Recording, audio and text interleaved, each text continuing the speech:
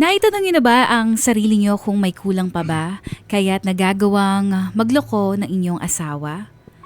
Yung tipong lahat na yata ng role bilang asawa at ina ay ginawa niyo na para lang hindi ka iwan at maiparamdam lang na mahal mo siya.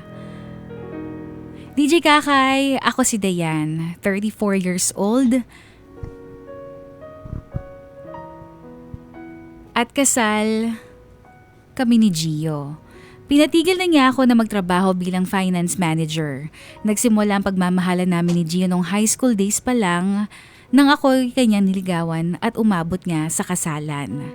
My husband Gio is now a pilot. Masaya naman kami nung unang taon bilang mag-asawa.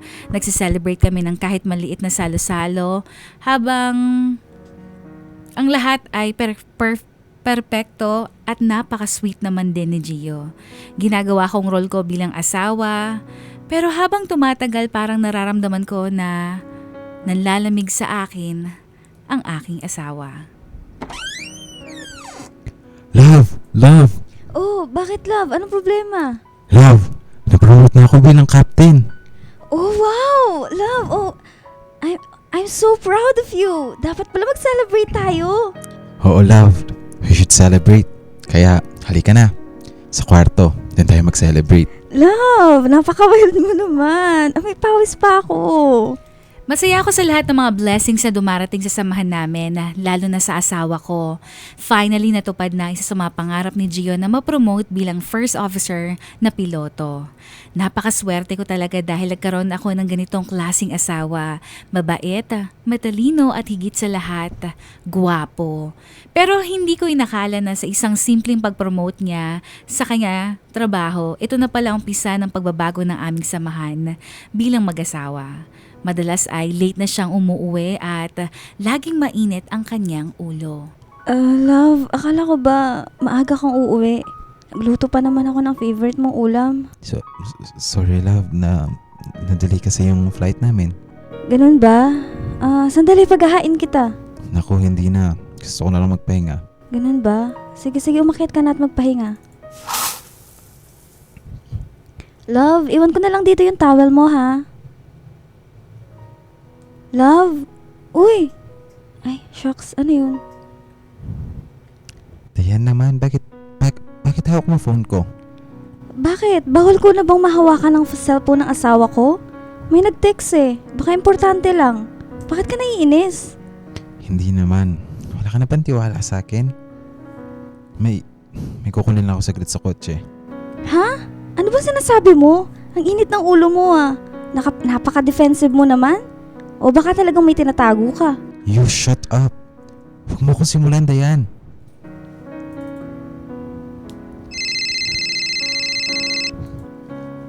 Sam, pwede ba? Huwag kang mag-text pag nasa bahay ako. Muntik na ako mahuli ng asawa ko kanina. Ano ba, Gio? Namiss lang kita. Pabuti pa, bumisita ka na lang dito sa kondo ko. Iwanan mo na kasi ang losyang mong asawa. Dito ka na lang sa akin. Love, matagal ka pa ba dyan? Halika na, akyat na tayo. Samantha, I have to go. Ayokong pag-isipan ng masama ang asawa ko dahil wala naman akong dapat ipagbahala. Alam kong mahal ko at mahal ako ng aking asawa. Naniniwala kong hindi niya ako masasaktan. Pero this past few months, napapansin ko na lagi na lang siyang busy. Madalas na rin kaming hindi nagsasabay kumain ng hapunan. Lagi kasi siyang tumatanggi kapag inaaya ko na siya. Wala na rin siyang ganang makipag-sex sa akin. Kahit na anong gawin kong effort na ipagluto siya, lahat ng role ko bilang housewife ay ginagawa ko naman talaga para ma-impress na din siya. Lahat ng yon parang feeling ko wala nang kuwenta sa kanya. Kamusta naman ang may buhay asawa, girl, ha? Okay naman, promoted na rin si Gio. Bakit parang... siya, sige na nga, alis na ako. Baka malate pa ako sa flight ko. Ano ka ba, Olivia? Wala to. Oo na, sige na, alis na ako. Baka malate pa ako sa flight ko eh. Nahiya ako sa kaibigan kong magsabi ng problema at nararamdaman ko. Sigurado ako na pagagalitan na naman niya ako. Ako din naman mag-overthink para tungkol sa trabaho yung nakita kong text message from Sam. Malakas ang tiwala ko kay Gio na hindi niya ako sasaktan. Dahil alam naman niya ang traumang naranasan ko sa aking mga magulang. Teka, si Gio ba yun? Sino yung akbay niya? At ang sweet nila ha? Teka, matawagan ko nga si Dayan.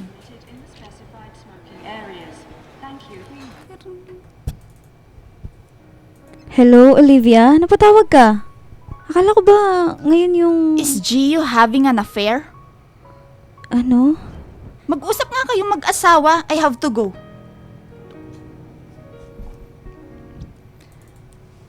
O Gio, Olivia, may flight ka? obvious ba? Hindi mo ba ako ipapakilala sa... Well, sure naman ako na sasabihin mo, friend mo lang. Yeah, Olivia, this is Samantha, workmate. Hello! Samantha, this is Olivia, my wife, my high school friend. Hi Olivia. Nice to meet you. Gio, I really have to go. Mahuhuli na ako sa flight ko, no? Yeah, sure. Have a safe flight. Bastos tong babaeng to DJ Kakay, nanlamig ang pakiramdam ko sa sinabi sa akin ng aking kaibigan na si Olivia. Sana hindi totoo. Sana ay nagkamali lang siya. Aminado akong mahina ako sa ganitong confrontation. Kung totoo man ang sinabi ni Olivia at nagloloko si Gio, ipaglalaban ko ang marriage namin. Hindi dahil matapang ako, kung hindi dahil mahal ko ang aking asawa na si Gio. Ginabi ka na naman, love? Hinatid ko pa kasi si Samantha sa kondo niya. Nasira kasi yung kotse niya at walang ibang maghahatid. Wala ba siyang boyfriend or ibang maghahatid sa kanya? Wala kaya... Kaya ikaw ang gumagawa. Kasama pa ba yun sa trabaho mo na ihatid siya? Dayan naman pwede ba? Halika na, kumain na tayo. Hindi na, nawalan na ako ng gana. Hello? Hello, Olivia? Napatawag ka? Girl, pagbalik ko dyan sa Pinas, gusto ko magtayo tayo ng business ha. And I want you to join me. Olivia naman. Alam mo naman na hindi ako papayagan ni Gio. Tsaka ang gusto niya dito na lang ako sa bahay. Talaga ba? Sige lang, Dayan. Magpakalosyang ka dyan sa bahay nyo. Oh, by the way, nakita ko nga pala si Gio sa airport, kasama niya yung workmate niya daw na hilaw na si Samantha. Yung Samantha na hinatid niya ngayon? Kaya ginabi na naman siya. Talaga? Alam mo, Dayan, malayo pa ang Pasko ha, pero you better watch out and better not cry. Napakamalisyosa mo naman, ha? O sige na, ibababa ko na to. Inaantok na rin ako. Dapat ba ako mag-alala at kabahan sa lahat ng mga nalalaman ko kay Olivia at sa pinaparamdam sa akin ng aking asawa? Habang tumatagal kasi, DJ Kakay, nanlalamig na sa akin si Gio na para bang nawawalan na siya ng gana sa akin. Madalas din ang pagiging mainitin niya ng ulo. Hanggang sa makalimutan na niya ang isa sa pinaka-importanting araw sa buhay namin. Olivia! Nandito ako! Grabe, welcome back! Namiss kita! Dayan! Oh, ngayon yung anniversary niyo ni Gio, diba? Oo, pagod ka ba? Magpapasama sana ako mag-grocery sa'yo para makapag-banding naman tayo. Oo naman, sure. Sige, tawagan ko lang yung driver ko ha. Nakapag-usap na ba kayo ng asawa mo, Dayan? Hindi pa. Wala pa akong lakas ng loob tanungin siya tungkol sa nakita mo. Alam mo, Dayan, kung ipagpapatuloy mo yung pagiging martir mo, talo ka. Teka, sandali. Si Gio ba yun? Hoy, si Samantha yun ah. Magkasama sila mag-grocery. Alam mo, mabuti palapitan Hindi. natin. Hindi na natin sila lalapitan. Ano ka ba, Dayan? Nahihibang ka na ba? Hindi ako makapaniwala na sa 11 years naming magkasintahan, bago pa kami kasal ay magagaw pa rin na pala akong lokohin ni Gio. Hindi ko lang maintindihan ano pa ba ang kulang sa akin at nagagawa pa akong lokohin ng aking asawa. Tama ang nararamdaman ko at tama si Olivia na may mali na talaga nangyari sa pagsasama namin ni Gio. Ang sakit ng ganito, DJ Kakay, yung first boyfriend mo until sa naging asawa mo ay hindi ko magawang isipin na sa tagal ng aming pinagsamahan ay makukuha niya akong lokohin. Oh love, napapadalas ang pag-uwi mo ng gabi ah. Oo, love eh. Delayed kasi ang flight namin. Happy anniversary. Tapatin mo nga ako. Gio, are you having an affair with Samantha? Of course not. Love naman. Nakita ko kayo ni Olivia. Na magkakabay ni Samantha. Wala yun. Wala lang yun. Bakit ka ba nakikinig dyan kay Olivia? Kasama kayo ni Samantha sa grocery. Wala lang yun. Ano ba, Dayan? Respetuhin mo naman. Wala akong pakialam sa anniversary natin. Sagutin mo ang tanong ko. Are you having an affair? Wala Paano katagal mo na akong niloloko? Wala kaming ginagawang masama. Magkaibigan lang kami. Diretsuhin mo na ako. Anong tawagan ninyo? Babe? Honey? Baby? Ano? Itikin mo nga yung kahibangan mo yan. Ang napapala mo sa kakasama mo dyan sa kaibigan mong pakilamera. Bitawan mo ako. Ang kapal ng mukha nyo. Sa 11 years natin pagsasama, nagawa mo pa rin ako saktan at lokohin. Dayan, tama na please. Hindi lang naman ako nagloko dito ah. Hindi lang ako ang may kaluguyo dito, Dayan. Tandaan mo yan. Ang kapal ng mukha mo. Minahal kita lang sobra. Kung ano man ang iniisip mo, bahala ka sa buhay mo. Bakit? Bakit hindi? Bakit hindi? Umamin ka. Buntis ka na bago pa tayo. Ikasal kaya pinalaglag mo, di ba? Sinundan kita ng mga panahon na yun, Dayan. Wala ka na may tatago sa akin. Kaya panayan labas at appointment mo sa doktor. Tumigil ka na, Gio. Hindi mo alam kung anong pinagdadaanan ko bago pa tayo magkakilala. Nabuntis man ako o hindi. Problema ko na ngayon. Eh di inamin mo rin. Posible palang mawalang spark sa amin ng asawa ko. Kaya pala sa tuwing inaaya ko siya ay wala siyang gana. Paano ko ba harapin ang ganitong sitwasyon? Paano ko ba ipaglalaban ang marriage namin kung pareho kaming may pagkakasala at pagkukulang sa isa't isa? Aminado naman ako, DJ Kakay, na bago pa kami kasal ni Gio, ay mahal ko pa rin ang ex ko. At hindi ko itatago na may nangyari sa amin noon bago pa kami maging magkakilala at ikasal ni Gio. Sino yan? Oh, Olivia. Amoy alak ka. Kailan ka pa natutong uminom? Nag-usap na ba kayo ng asawa mo? Feeling ko hindi na ako masaya sa akin asawa. Baka nga sawa na siya sa akin eh. Losyang na ba ako, Olivia? Girl, bakit sinabi ba mismo sa'yo ng asawa mo na hindi ka na niya mahal? Laruan niya lang yung si Samantha, ano ka ba? Sa'yo pa rin uuwi yun. Ano bang kulang sa akin? Olivia, ginawa ko naman ang role ko bilang asawa niya. Masyado ka kasing umaasa sa kanya. Magtrabaho ka. Ipakita mo na kaya mo kahit wala siya. Ipakita mo ang dati mong alindog. O kaya pag hindi pa naayos yan, sumama ka na lang sa akin, itatago kita. Aalis muna ako. Pahiram na susi ng kotse mo. Saan ka pupunta, girl? Sasamahan kita. Kumalma ka nga!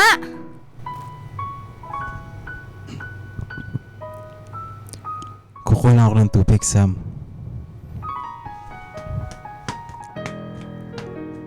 Dayan? What are you doing here? Baka nakakalimutan mo, Gio. May duplicate din ako ng susi dito sa condo natin. Oh, hi, Sam.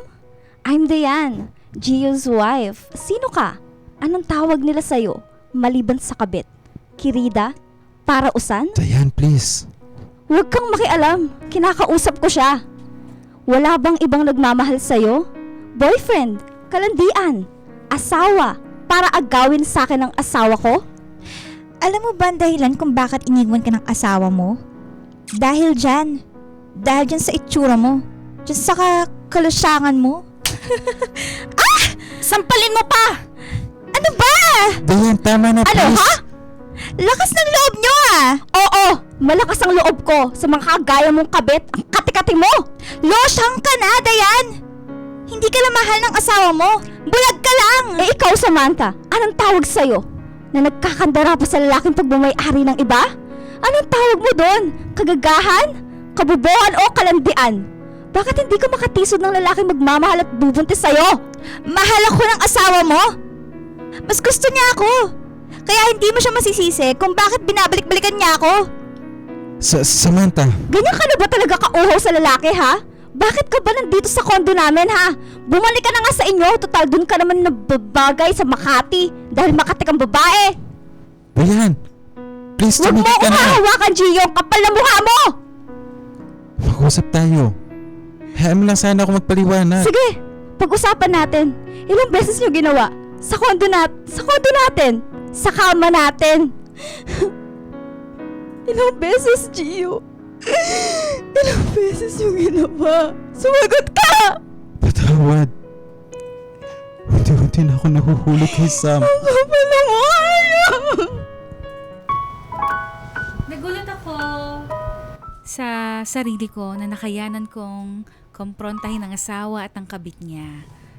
Sa ganitong sitwasyon na nangyayari sa pagsasama namin ng aking asawa, paano ko pa sasabihin sa kanya na buntis ako? Wala rin akong balak sabihin sana sa kanya na magkakaanak na kami. Mas gugustuhin ko na palaki ng aking anak mag-isa kaysa lumaki siya na may kabit at ang tatay niya. Ano pa nga ba ang magpapatibay sa isang relasyon? O tanging anak nga ba talaga ang makakapagpatibay dito sa relasyon ng mag-asawa?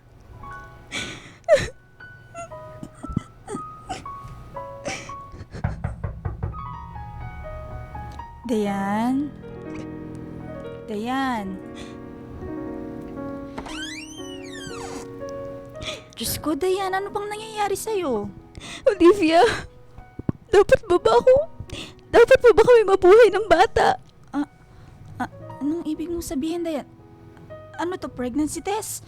Buntis ka, Dayan? Alam na ba to ng asawa mo? Hindi niya alam. Dapat ba bang malaman niya? Olivia, saan ba ako nagkulang? Ayoko nang mabuhay. Dayan, wag mong idamay ang bata sa galit mo sa tatay. Hayaan mo mabuhay ang anak nyo. Ako ang bahala sa inyo. Itatago ko kayo kay Gio. Pero hindi ko siya kayang iwan. Olivia, mahal ko pa rin si Gio. Lakasan mo ang loob mo, Dayan. Para sa anak nyo. Sa puntong ito, nabuhayan ako ng loob para ipagpatuloy ang laban ko para sa anak ko. Hindi ko maalis sa aking puso na habang lumalaki ang bata sa aking tiyan, minsan ay naisip ko na sana nandito siya kasama namin. Ang kanyang tatay na si Gio. Ang huling balita ko kasi ay nasa London siya ngayon kasama ang kanyang mama, ang aking mother-in-law. Nagpapasalamat din ako sa Diyos dahil binigyan niya ako ng anak. Malaki ang pinagbago ko simula nang dumating ang bata sa aking buhay. Para bang naging dahilan siya para magsimula ulit ang panibago naming buhay. Hindi ko naman hinihiling sa Diyos na bumalik sa amin si Gio hanggang sa dumating ang araw na hindi ko inaasahan. Malapit ka na lumabas, anak. Excited na rin ang mami. Hello! Good morning sa aking kumare at sa magiging inaanak ko. Salamat, Olivia. Hindi mo ako iniwan. Siyempre, ikaw pa ba? Pero, Dayan, hindi pa nagparamdam sa'yo si Gio? Alam na ba niya na buntis ka? Tungkol dyan? Ay, sandali lang, wag ka nang tumayo, Dayan. Ako na magbubukas. Gio? Sino yan, Olivia? Gio? Dayan, patawarin mo ako. Buntis ka? Matagal na kitang pinatawad, Gio.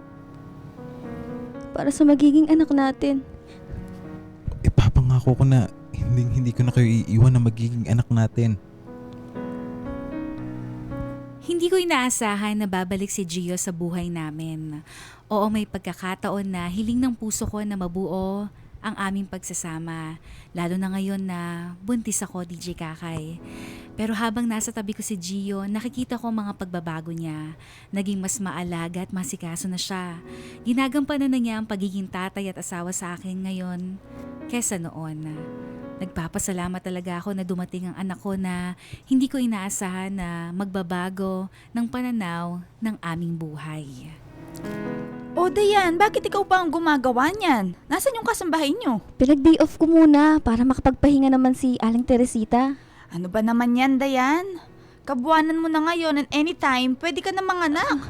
Alam mo naman, mas kailangan mo ng alalay ngayon, di ba? Olivia, manganganak na yata ako. Oh! Ayan na nga ba yung sinasabi ko, Dayan eh! Pwede mo ba pakitawagan si Gio? Tatawagan ko lang yung ubi ko. Nandiyan na pala yung asawa mo!